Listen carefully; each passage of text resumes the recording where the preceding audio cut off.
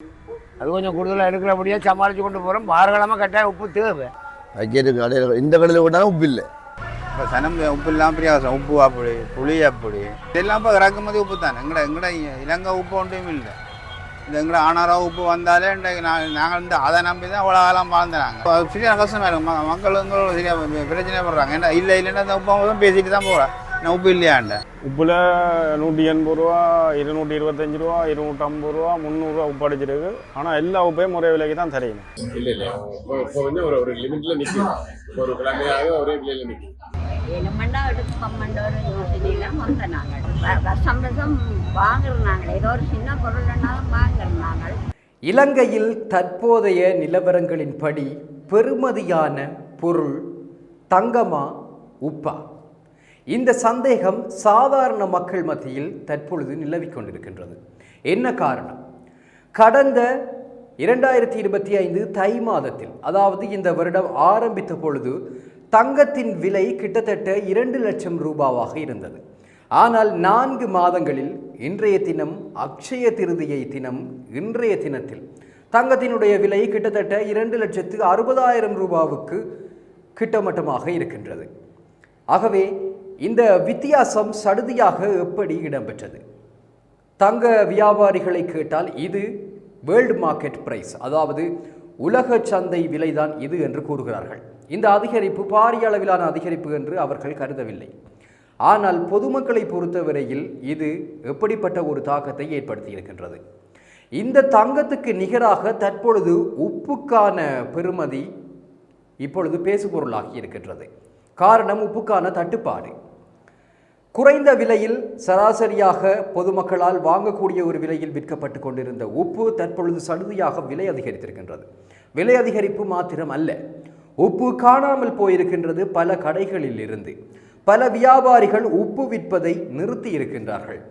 இந்த பிரச்சனை காரணமாக பல பொதுமக்கள் கடை வியாபாரிகளோடு முரண்படுகின்ற சந்தர்ப்பங்கள், நிலைமைகள் ஏற்பட்டிருக்கின்றன. தற்பொழுது இந்த உப்பு தட்டுப்பாடு, இலங்கையில் நிலவுகின்ற உப்பு தட்டுப்பாடு குறித்தான நிலவரங்கள் எப்படி இருக்கின்றது என்பதனை இப்பொழுது பார்க்கலாம். உப்பு துப்புரவா இல்லை. யாழ் மாவட்டத்தில் தட்டுப்பாடு, சரியான தட்டுப்பாடாக இருக்குது. 320 ரூபா விற்கிறாங்க அடிக்கவில்லை. அதால் நாங்கள் துன்பப்படுறோம். கூடிய சீக்கிரம் அந்த ஆனார்கள் இயக்கி அந்த உப்பை வருமானத்துக்கு கொஞ்சம் கூடுதலாக இறக்கினா தான் 200 ரூபாய்க்கு வேண்டுதான். இங்கே துப்புரவா ஒரு இடம் இல்லை. உப்பு இல்லாமல் மனுஷன் வாழ இல்லாது, சாப்பிட இல்லாது. இதனால் கொஞ்சம் ஊக்கமெடுத்து எங்களுக்கு வடமானத்துக்கு உடனடியாக அந்த உப்பு தருமாறு பணிமன் போட்டு கேட்டுக்கொள்வோம். அது இருக்குத்தான் அது அந்த தடைப்பட்டு போய் இப்போ இயங்கி கொண்டிருக்கிறதாக நாங்கள் செய்தியில் பார்க்குறோம். அதால் கூடிய சீக்கிரம் வருமன்ற நம்பிக்கையோடு இருக்கிறோம். எல்லாரும் போய் சும்மா அப்படி இப்படி கேட்பாங்க, தூள் உப்பை பண்ணி பாவிக்கிறாங்க. அது கொஞ்சம் கூடுதலாக எடுக்கிறபடியாக சமாளித்து கொண்டு போகிறோம். வாரக்கிழமை கட்டாயம் உப்பு தேவை. அதுக்கேற்ற முடிவு எடுத்து உடனடியாக வடமாநிலத்துக்கு எல்லா இடத்துக்கும் உப்பை அனுப்ப சொல்லி நாங்கள் கேட்குறோம். இல்லை, இப்போ ஒரு கடையிலையும் உப்பு இல்லை. சாமான் பண்ணம் தான் உப்பு, அல்லது சாமானியம் தேர்ந்து பூச்சியில் போய்னா சாமான் பண்ணால் ஒரு பேக்கெட் உப்பு தரன்றான். வைக்கிறதுக்கு கடையில் இந்த கடையில் விட்டாலும் உப்பு இல்லை. எந்த கடை சாதாரண போய் எந்த கடையில் விட்டால் உப்பு இல்லை. ஏன்னா உப்பு அந்த கடையிலே இருக்கு. இப்போ பஜாரில் உப்பு இல்லை. எல்லாம் கேட்க சனமும் இல்லை. ஒரு நாளும் உப்பு வேணும் ஒவ்வொரு சனமும் வந்து கேட்டு வரைக்கும். ஆனால் உப்பு இல்லை. ஆனால் அந்த பழைய உப்பு இல்லை. பழைய ஸ்டோக்லேயே உப்பை அந்த பேர் அழிச்சு போட்டு அதை மார்க் பண்ணி போட்டு விற்கிறாங்க. 300 ரூபா விற்கிறான். எந்த கடையிலையும் ஒரு பேக்கெட் தான் உப்பு. அதுவும் நாங்கள் கூட தேடி போய் உப்பு பண்ணுற வேண்டிய கட்டாயம் இருக்குது. நாங்கள் விற்றனாங்க இப்போ உப்பு இல்லை. கடைக்கு தட்டுப்பாடு தான். ஆனால் அதுக்காக வீடு இல்லைன்னு இல்லை. என்ன விலை கொடுத்தும் வேணக்கூடிய சன உப்பில்லா பண்ணால் குப்பையில் உப்பில்லா சமைக்கலுமா. எந்த சோத்துக்கு போட்டால் என்ன கரைக்கு போட்டால் உப்பு தான் வந்து அந்த தேவைக்கு கஷ்டப்படுறது உப்புக்கு மட்டும். உப்பும் புளியும் தேங்க அதுக்கும் பெரிய கஷ்டமாக இருக்கணும். முண்டையும் 2 உழைச்சி 1000 3க்கும் வேணும். அப்போ 3க்கும் வேணுன்னா 1000 தேங்காய் 300, உப்பு 300, புளி 1500 ரூபா. புளி 1500 கொள்முதல் இருக்குது. 1/4 கிலோ 400 ரூபா. 100 ரூபாய் இந்த 6 கொண்டு எங்கிட்ட 100 ரூபா கொடுக்கத்தான் வேணும். என்ன சார் அந்த புளியெலாம் என்ன செய்யுது? இந்த மாங்காய் சாதாரண மாங்காய் 100 ரூபா. என்ன உப்பு தான் மெயினாகவே இருக்குது. உப்பும் தேங்காயும் புளியும் மெயினாக இருக்குது யாழ்ப்பாணத்தில். பார்த்தாலும் மிளகரியும் உச்சத்தில் அன்றைக்கி விட்டாங்க. எந்த மிளகரி பார்த்தாலும் தக்காளி 800 ரூபா, கேரட் 800 ரூபா, கத்திரிக்காய் 500 ரூபா. வெங்காயம் ஒன்று தான் விலை வரும். என்ன வச்சு இப்போ பெரிய அரசாங்கத்தி வந்து 100 கம்பெனின்னு போகிறான். இந்த சம்பளத்தை வச்சு தான் சமாளிக்கணும். இந்த சம்பளத்தையும் கூட்டுறாங்கல்ல அரசாங்க உதவி என்ன அவனும் பொம்பளை ஆளுதான் ஊர் கரும்பு 100 தக்காளி 100 வெங்காயம் 1/2 கிலோ பண்ணி ஊர் அந்த சம்பளத்தை நான் சமாளிக்கணும் தம்பி வேண்டும் பதவிலாம் போடல இந்த சிக்கனம் பிடிக்குதாக்கல ஏன்னா 3 பிள்ளையும் பழக்கணும் வேண்டு கஷ்டம். உப்பு தான் மெயினாக இருக்குது. நிர்ணயம் சரியில்லாததாக இருக்குது. இப்போ 300 அடித்த உப்பு வந்திருக்குன்னு சொல்கிறாங்க. ஆனால் எங்கள்கிட்ட இல்லை அந்த 300. எங்களோட பழைய உப்பு தான் இதுவரையும் இருந்து மத்தியானம் வரையும் விற்றுனாங்க. இப்போ சனம் உப்பு இல்லாமல் பிரியாசம் உப்பு அப்படி புளி அப்படி ஒரு சாமான் மக்கள் சரியான கஷ்டப்படுறாங்க. ஒரு சாமான ஒரு பில்லியன்டாலும் ஓரளவு சாமான் எடுக்கக்கூடிய மாதிரி இருந்தால் சனம் இங்கே அரியோ காலோ எடுக்கக்கூடிய மாதிரி இருக்கும். ஜனத்துக்கு சனம் சரியாக கஷ்டப்படுது. இந்த விலையில் நிர்ணயம் இல்லாததால சரியான இதாக இருக்குது. அதுதான் தெரியல. இப்போ பெரும் தவளையில் சொல்கிறாங்க வேறையில்லைன்றாங்க. இதெல்லாம் இப்போ இறக்குமதி உப்பு தானே. எங்கட இலங்கை உப்பு ஒன்றும் இல்லை. இந்த எங்கட ஆனாரோ உப்பு வந்தாலே இன்றைக்கு நாங்கள் அதை நம்பி தான் அவ்வளோ காலம் வாழ்ந்துறாங்க. அதுதான் எங்களுக்கு உற்பத்தியாக இருந்தது. இப்போ அதெல்லாம் தான் நீப்பாட்டிட்டாங்க. புத்தளத்து உப்பு இல்லை. இப்போ இறக்குமதி தானாங்க. அந்த இறக்குமதி உப்பும் அவ்வளோ தரமான உப்பான்னு சொல்கிற அளவுக்கு இல்லை. அதில் இப்போ எங்கட உப்பு நாங்கள் நம்பி போட்டோம். இதில் அந்த ஊரியல் அதுகளெல்லாம் பிறப்பாங்க உப்பில். இப்போ அது சரியான கஷ்டமாக இருக்கும். மக்களுங்களும் சரியாக பிரச்சனை படுறாங்க. ஏன்னா இல்லைன்னா அந்த உப்பு அவங்க தான் பேசிட்டு தான் போகிறேன். நான் உப்பு இல்லையாண்ட இப்போ காலையில் மத்தியானம் பிறவி இருந்து கட்டி உப்பு விற்றுனாங்க.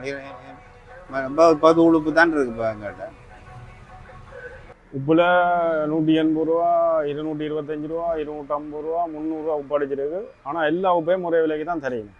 அதால் இப்போ வெளியில் பார்த்துட்டு எங்களோட வந்து சனங்கள் முரண்படுது. இன்றைக்கு ஒரு நல்ல நாள் உப்பு வைக்கிறது உப்பு இல்லை கடையில் தூள் உப்பை கொடுக்க என்ன உப்பு இல்லையா அவங்களுடைய பேசுவார்.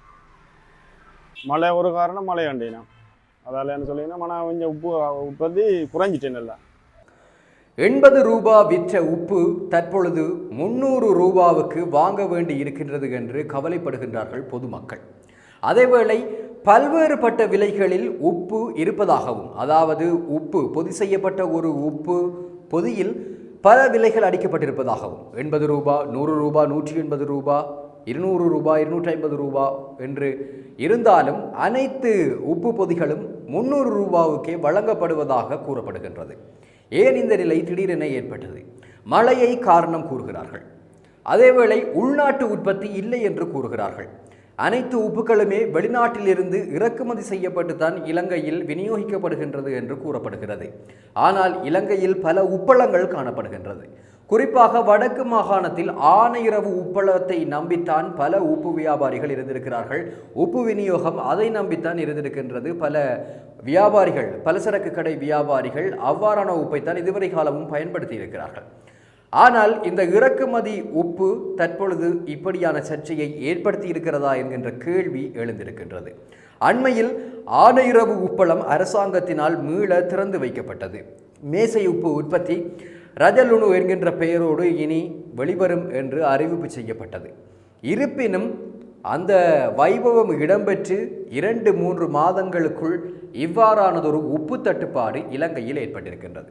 அடுத்ததாக இன்றைய தினம் அக்ஷய திருதியை என்கின்ற ஒரு திருநாள். இந்த திருநாளில் பொதுவாக தங்கம் வாங்குவதற்காக பலரும் முண்டியடித்துக் கொள்வார்கள். இந்த தினத்தில் தங்கம் வாங்குவது நல்லது, ஒரு நல்ல விடயம் என்பது ஒரு ஐதீகமாக இருக்கின்றது. அந்த அடிப்படையில் இந்த தினத்தில் தங்கம் வாங்குவதற்கு இன்றைய தினம் அனைத்து நகை கடைகளுக்கும் தங்கம் வாங்க விரும்புகின்ற பொதுமக்கள் படையெடுத்திருந்தார்கள்.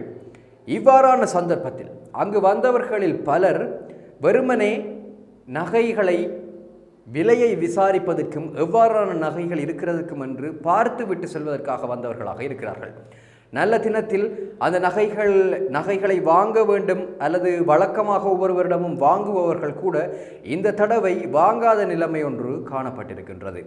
அதற்கு காரணம் தங்கத்தினுடைய சடுதியான விலை அதிகரிப்பு. ஆனால் இது சந்தை நிலவரங்களின்படி, உலக சந்தை நிலவரங்களின்படியான விலை என்றே கூறப்படுகின்றது. ஆகவே தற்பொழுது இந்த தங்கத்தினுடைய விலை நிலவரம் இன்றைய இந்த அக்ஷய திருதியில் எப்படி இருந்தது என்பதனை இப்பொழுது பார்க்கலாம். இன்றைக்கு மக்கள் இப்போ கொஞ்சம் கூடி இருந்து கொஞ்சம் குறைஞ்சதால மக்கள் கொஞ்சம் ஆர்வம் காட்டிங்க. 2,80,79 தாண்டி கொண்டு போனது தங்கம் இன்றைய விலை 2,66,000 வந்துட்டுது. ஆகையால் தங்கம் கொஞ்சம் குறைஞ்சதால கொஞ்சம் அரிசியே கொஞ்சம் நாங்கள் எதிர்பார்த்த அளவுக்கு இல்லாமல் போய் கொண்டிருக்கு. ஏதாவது விசேடமான இது கொடுக்குறீங்களா? நாங்கள் வரும்போது இதுகள் கொடுக்குறோம், அன்பளிப்பு பிறகு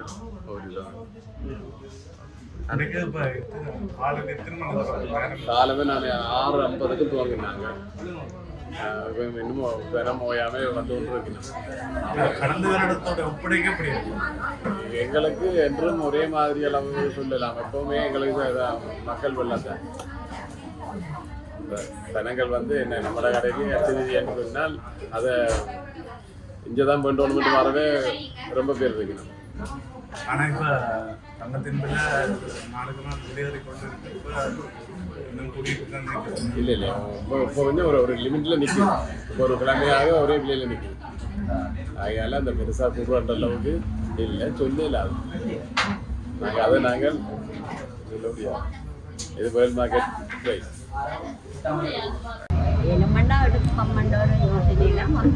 இப்போ விற்கிற விலைக்கு பார்த்துட்டு போகக்கூடிய மாதிரி இருக்கும், இல்லை வாங்கிட்டு போகக்கூடிய மாதிரி இருக்கும்? கட்டாயம் வாங்கணும் மட்டும் இல்லை. எங்கள்கிட்ட நாங்கள் இதுக்குத்தான் வருஷம் வாங்குறோம். நாங்கள் ஏதோ ஒரு சின்ன பொருள்னாலும் வாங்குறோம். நாங்கள் வந்த நாங்கள் உப்பு தட்டுப்பாடு நிலவுகின்ற பொழுதிலும் விலையேற்றம் அடைந்திருக்கின்ற போதிலும் இதுவரை கையிருப்பில் இருந்த உப்பினை வியாபாரிகள் விற்று கொண்டிருக்கின்றார்கள். அந்த உப்பு இன்றைய தினத்தோடு நிறைவடைந்திருப்பதாக சில வியாபாரிகள் கூறியிருக்கின்றார்கள். இன்றைய தினம் இந்த தங்கத்தை முன்னிழிப்பதற்கு வந்த மக்கள் சிலர் தங்கத்தை வெறுமனே பார்த்துவிட்டு திரும்பிய இன்றைய இந்த அக்ஷய திருதியை திருநாளிலே உப்பும் பற்றாக்குறை மிக தன்னுடைய எல்லை நிலையை அடைந்திருக்கின்றது.